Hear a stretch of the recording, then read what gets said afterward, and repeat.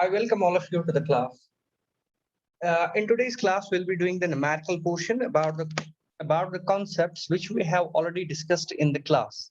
So we are today discussing the concept of the numericals on the analysis of composite beams. So we will continue from the analysis of composite beams.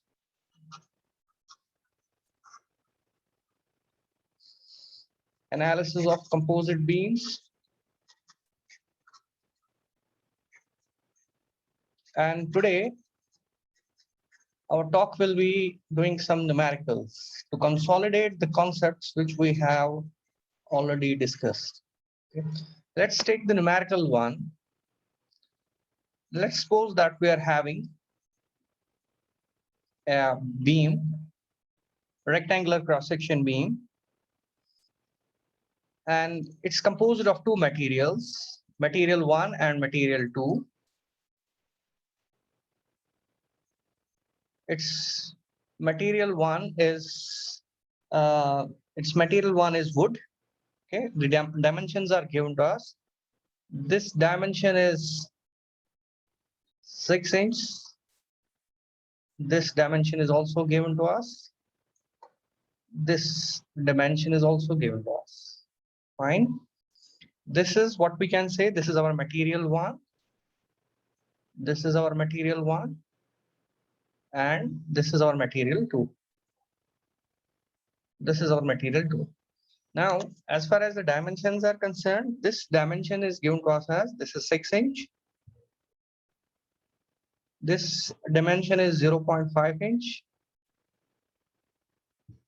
And the base dimension is 4 inch. Okay. This upper material is composed of wood, and its Young's modulus of elasticity is E1 equal 1500 KSI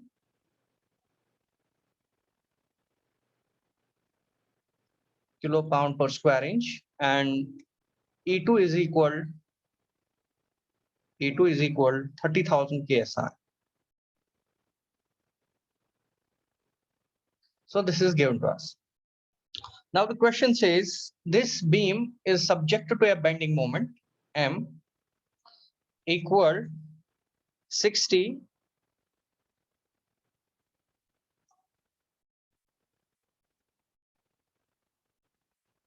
kilopound inch. Okay, we have to calculate the largest tensile and compressive stresses in the wood. We have to calculate the largest tensile and compressive stress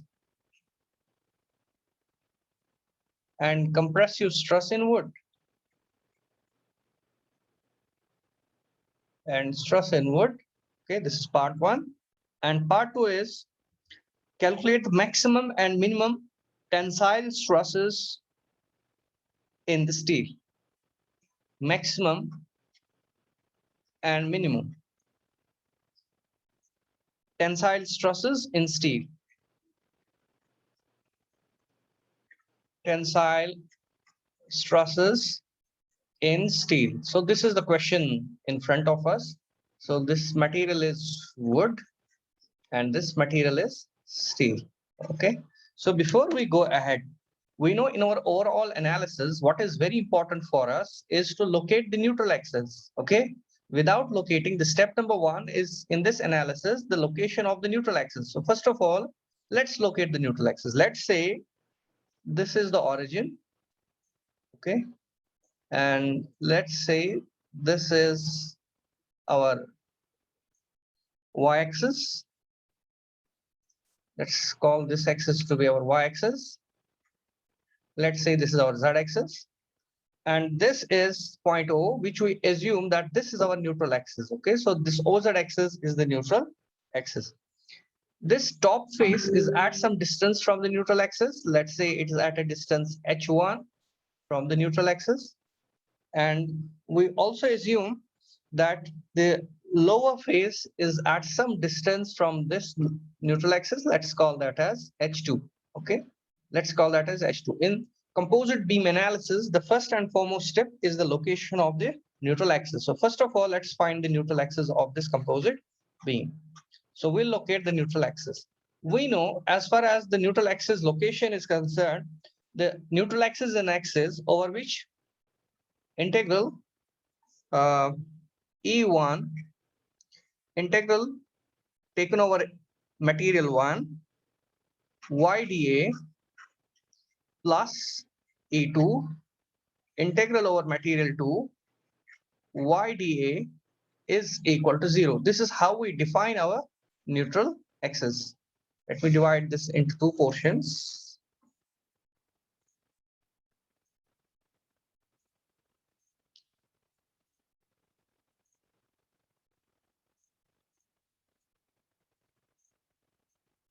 Okay. This is how we define our neutral axis.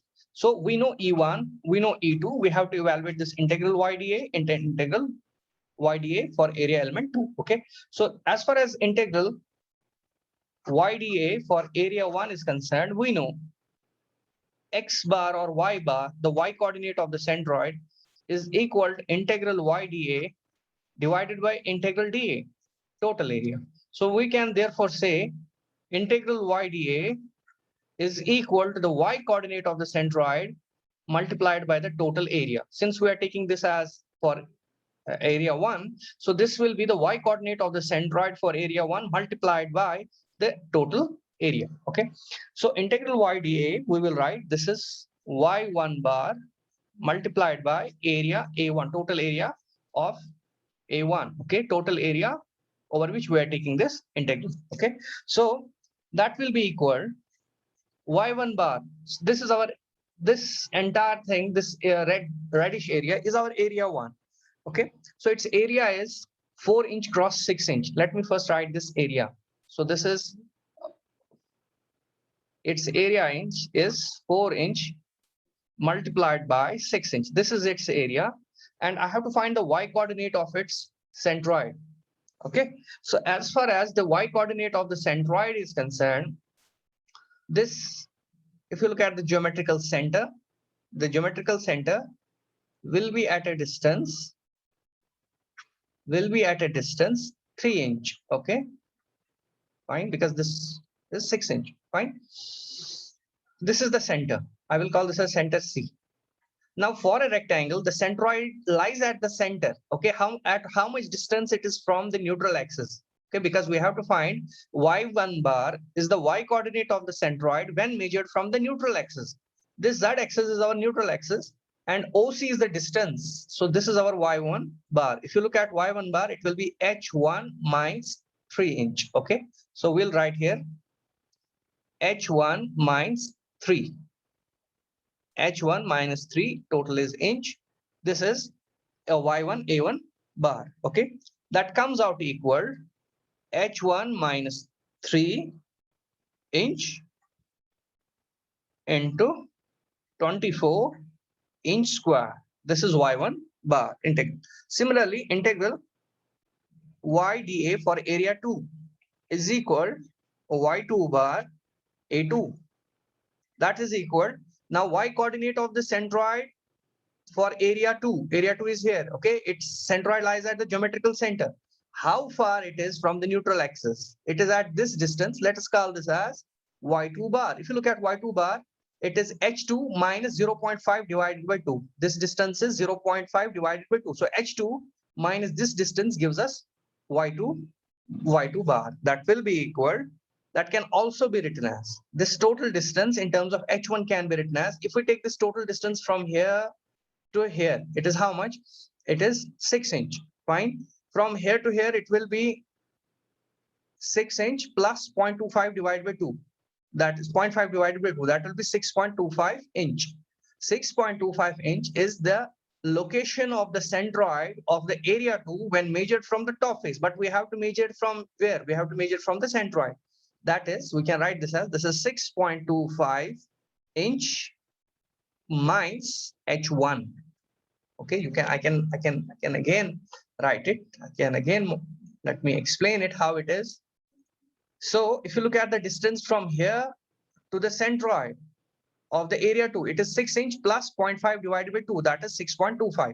But we have to measure the distance from point O. Okay, so that will be this total distance minus this h1. Okay, that's what I am writing, 6.25 minus h1. So this is 6.25 inch minus h1. Okay, and area is how much? Area of 2 is 4 inch minus 0.25, that is 2 inch square. I will directly write here, this is 2 inch square. Now apply these two in this formula. So if you look at E1, if E1 is 1500 KSI, so I will write 1500 KSI multiplied by integral y1 dA is equal to h minus 3 inch multiplied by 24 inch square plus E2. E2 is how much? 30,000 KSI 6.25 inch minus H1 inch into 2 inch square. Okay, so that is, we rub it. This is 2 inch square. Okay, has to be equal to 0. When we solve it, we'll get H1 comes out equal. So H1 will be equal 5.031 inch. This is H1. So this location is H1. H1 location is very important. So we got the value of H1 to be equal 5.031 inch. Similarly, if you look at H2, H2 plus H1 is equal to 6 inch. We know H1, so we can find H2. So H2 is equal 6.5 inch minus H1, that is 5.031. That comes out equal to 1.469 inch. 1.469 inch is the value of H2. So we got the value of H1 as well as we got the value of H2. Okay. Now, once you have calculated the value of H1 and H2, this is a very important part. First of all, we have to calculate what we call as the location of the neutral axis in terms of H1 and H2. After this, what we do, we will be talking about the moment of inertia. Calculate the moment of inertia. Calculate the moment of inertia. Okay, so as far as the moment of inertia is concerned, how do we calculate the moment of inertia? Let's take the area 1 into consideration. Okay, for area 1, the moment of inertia is I1 equal. The moment of inertia about its centroidal axis, not neutral axis. The moment of inertia about its centroidal axis is 1 by 12 BH cube, 1 by 12 B, that is its width, that is 4 inch into H cube, that's 6 inch cube. Okay, multiplied by 6 inch cube.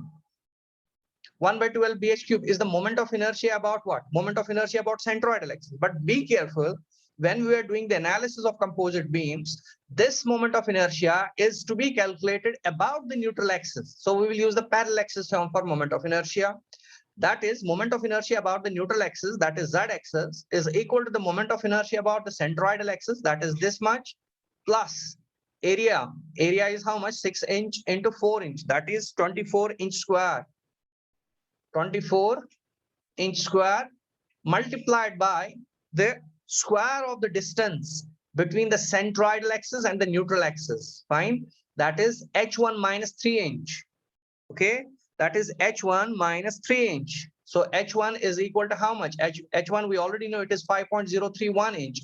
5.031 inch minus 3 inch. Okay. And it's square. This is the parallel axis shown. So I1 comes out equal to 171.0 inch raised power 4. This is the moment of inertia of area 1 about the centroidal axis. Similarly, we will calculate the moment of inertia of area 2 about the centroidal axis. Okay, so how do you calculate the moment of inertia of area 2 about the centroidal axis? It is calculated using again the parallel axis theorem. Just a minute. That is moment of inertia I2 is equal to the moment of inertia about its centroidal axis, that is 1 by 12 4 bh cube, that is 0.5 inch cube. The unit of 4 is also inch. 1 by 12 bh cube plus area, that is 4 into 0.5, that is 2 inch square, multiplied by the square of distance between the centroidal axis and the neutral axis. Okay, the distance between the centroidal axis and the neutral axis is how much? It is h2 minus 0.25. Okay, so it is h2 minus 0.25, h2 minus 0.25. These are all in inch. Okay, so please be careful about the units and its cube. Sorry, AD square. Okay, so this I2 comes out equal, I2 becomes equal 3.01 inch raised to power 4. Okay, now once we calculate the I1 and I2, we will calculate the total moment of inertia I is equal. Now we have to calculate the total. Let's not talk about the total moment of inertia. Let's do one thing. Let's first of all apply now the formula. Once we know I1 and I2, let's calculate now the values of the normal stresses. Okay, what is the formula for the normal stresses? We know the formula for the normal stresses is sigma 1 for element 1 for material 1 is equal minus m y for material 1 E1 divided by E1 I1 plus E2 I2. This is the formula for us. Okay, now we have to calculate the largest tensile stress in wood first. Okay, the largest tensile stress in the wood occurs at its top face, where your Y1 becomes equal to how much? Becomes equal to H1. Okay, so instead of, so we'll write stress, normal stress, maximum compressive stress, sorry, the maximum compressive stress, okay, occurs at where? The maximum compressive stress occurs at the top surface of the beam. Okay, so that is at position A. Let me call this as position A, for which the value of your Y1 has to be equal to H1, and H1 is equal to how much? 5.031 inch. So sigma Y1 becomes equal to minus M. M is given as 60 K inch. Y1 is equal to how much? 5.031 inch. 5.031 inch into E1. E1 is also known to us. That is equal to 1500 KSI divided by 1500. By the way, it's mines. It's compressive. 1500 KSI multiplied by I1. That is 171.01 inch raised to power 4 plus E2. That is 30,000 KSI multiplied by I2. I2 is equal to 3.01 inch raised power 4. 3.01 inch raised power 4. So this comes out equal, sigma 1 becomes equal minus 1310 PSI, pound per square inch. Not kilo pound per square inch, but pound per square inch is sigma 1 at position A. This is a maximum compressive stress in wood. Okay, now we have to calculate the tensile stress, the largest tensile stress. In the concepts, the largest tensile stress in the wood occurs at the contact surface. Okay, apply this formula for sigma 1. So we'll apply the formula for sigma 1, but instead of this Y1, we will write Y1 equal this distance, this contact surface distance, that is equal H2 minus 0.5. So that is equal, we will keep all the dimensions same. M1 will keep same, E1 is same. These terms we know. So instead of Y1, we will write now Y1 is equal H2 minus 0.5. This is the distance up to the contact surface. Okay. So once you substitute H2, you know, H2 is equal to how much? The value of H2 is 1.469 inch minus 0.5. inch. This will be y1. So substitute this value of y1, calculate the value of normal stress at position contact surface. Okay, and that will come out equal 251 psi. I have calculated it. It's 251 pound per square inch. This is the maximum tensile. This is positive. This is the maximum tensile stress that will be at the contact surface. Okay. Then maximum and minimum tensile stress in steel. In order to calculate the maximum and minimum tensile stress in the steel, we will use the formula for the material 2. The formula for material 2 is, let me clean this, is same as the formula for the material 1. Okay, except there are some change. What is the change out there?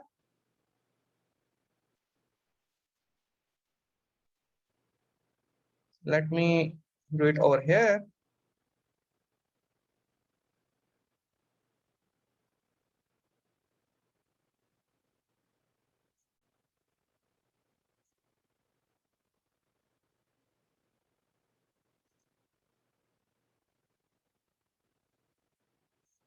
It will be, now we will write sigma 2b is equal sigma 2 for material 2. The formula is minus m. Now look, for material 2, if we have to calculate the stress at the bottom at side B, from the neutral axis, the distance is h2, but it's downward, so it will be taken as negative. So it's minus m minus h2 multiplied by E2 divided by E1 I1 plus E2 I2. Okay, so we know the value of m, we know the value of h2, we know the value of E2, so we'll be calculating the maximum tensile stress at the bottom. Maximum tensile stress will be in the steel. Okay, and that comes out equal 7,620 pound per square inch. Okay, so this is the maximum tensile stress at the bottom. Okay, now if you calculate the tensile stress in material 2, the maximum tensile stress in material 2, the minimum tensile stress in material 2 occurs at the contact surface. This I am repeating. This is from the previous diagrams that we have done. That in case of material 1, the maximum compressive stress is at the top and the maximum tensile stress is at the bottom. In case of the lower material, material 2, the maximum tensile stress is at the bottom. The minimum tensile stress is at the contact surface. And if you look that will be sigma 2c will be equal minus m. Okay, h2. Now the formula up to this point, that will be h2 minus 0.5, but negative because it's downwards. h2 minus 0.5 inch E2 divided by E1 I1 plus E2 I2. Okay, and that comes out equal to 5030 psi, 5,030 pound per square inch. Okay, so this is how we calculate the values of the stresses at different portions of a composite beam using the general theory of the composite beams. So in the general theory of composite beams, first you have to locate the neutral axis, and step 2 is finding the moments of inertia, and step 3 is using the formula sigma is equal minus m y1 or y2 e1 or e2 divided by e1 I1 plus e2 I2. This is how we go ahead in analysis of this beam. Okay, now let's talk about problem number 2. As far as the problem number 2 is concerned, problem number 2 is about a beam which is composite. Again, let's talk about the second numerical, which is that we now have a beam, and this beam is now a sandwich beam. Sandwich beam means this is one part of the beam and this is the another part of the beam. Okay, this is a sandwich beam. So we are having, this is material 1 over here. Sorry. So we have material 1. This is material 1 and this is also material 1. That is, these two materials are identical. Okay, and this material that is being sandwiched is a different material, that's material 2. Fine. This beam is subjected to a bending moment of M equal 3 kilonewton meter, 3 kilonewton meter. Okay, and its Young's modulus of elasticity are E1 is equal, for material 1,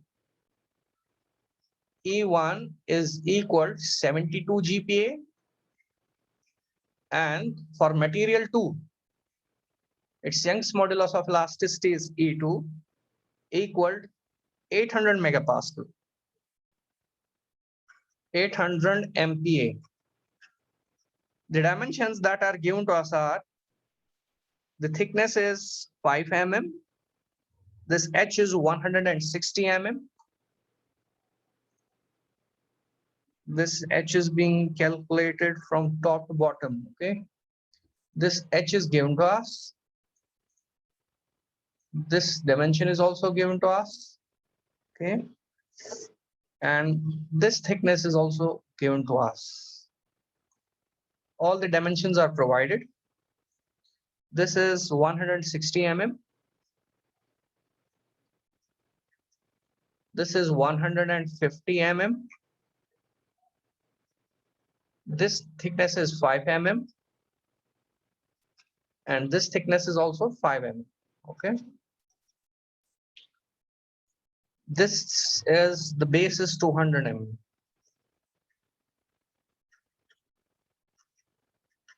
Okay, now the question again says, determine the maximum tensile and compressive stresses in the faces and the core. So we have to use the general theory to find the maximum stresses, as we do. So we have to find stress on this face, we may have to find stress on this face, stress on this face, and stress on this face. So we'll go through the same procedure. First step is finding the neutral axis.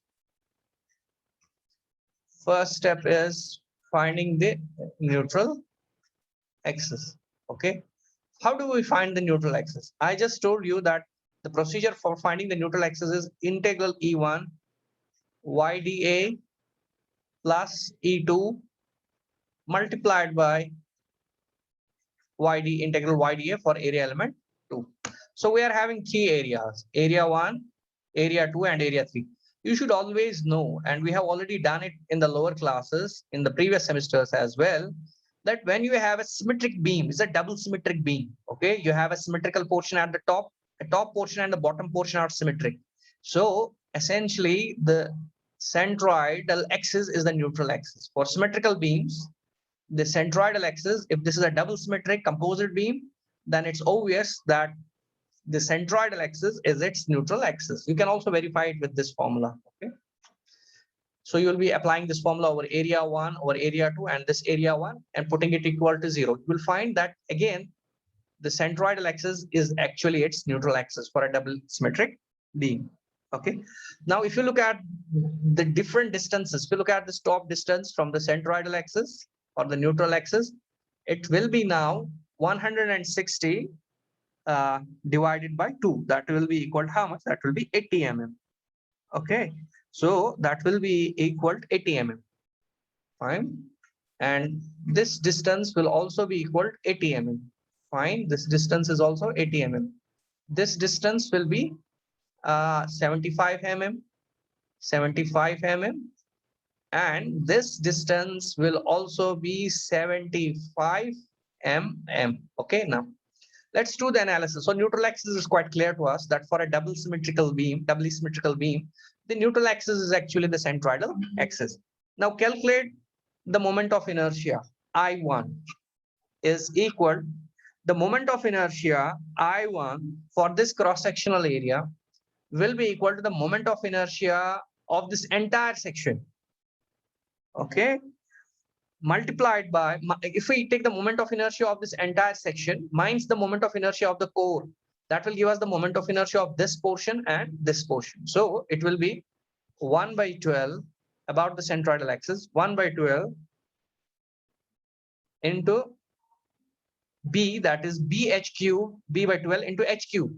That is the moment of inertia of the total area. The total area is 160 mm cube minus the moment of inertia of this core, that is 150 mm cube. Why we are writing it like this? This is 1 by 12 BH cube minus 1 by 12 BH cube. That is the total moment of inertia about the centroidal axis minus the moment of inertia of the internal core will give us the moment of inertia of this portion and this portion. Okay. And B is equal to 100 mm. So it comes out equal 12.017 into 10 raised to power 6 mm raised to power 4. This is I1.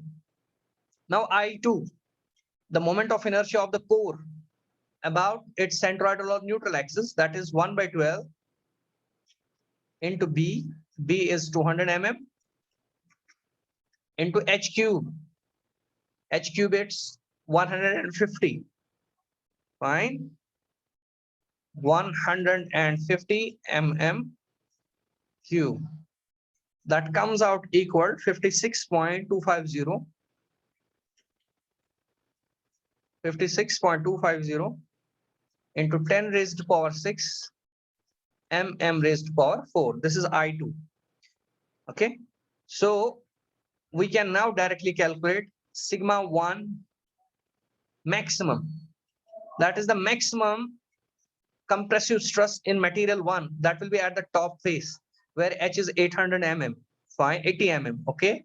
So you can write that's equal M into 80 mm multiplied by E1. E1 is 72 GPa. That is 72 GPa multiplied by E1 I1. E1 you know, I1 we know. E2 I2 we also know. Okay, so we just have to substitute the values. M is also given to us. Okay, so it comes out equal 19.0 megapascal. But be careful about it. This portion and this portion is symmetric. Here you will be having compressive stress, and here you will be having same value of stress, but it will be tensile. So it will be plus or minus. Okay. Similarly, sigma 2 for material 2, sigma 2 max for material 2, sigma 2 max will be equal at some distance. Okay. The sigma 2 max for material 2. For material 2, the maximum for this material 2, okay, the maximum tensile stress occurs over here. Okay, so when you write M into 75 mm multiplied by E2, that is 800 MPa, divided by E1 I1 plus E2 I2, E1 I1 plus E2 I2, that comes out equal to plus or minus 0.198 megapascal. Okay, you have to write plus or minus here, plus or minus here. The reason for that is whatever be the value of stress here, the same value of the stress will be here. If it's compressive here, it will be tensile. So this is how you have to make use of the general theory of composite beams to find the stresses at different portions of the beam. Thank you very much.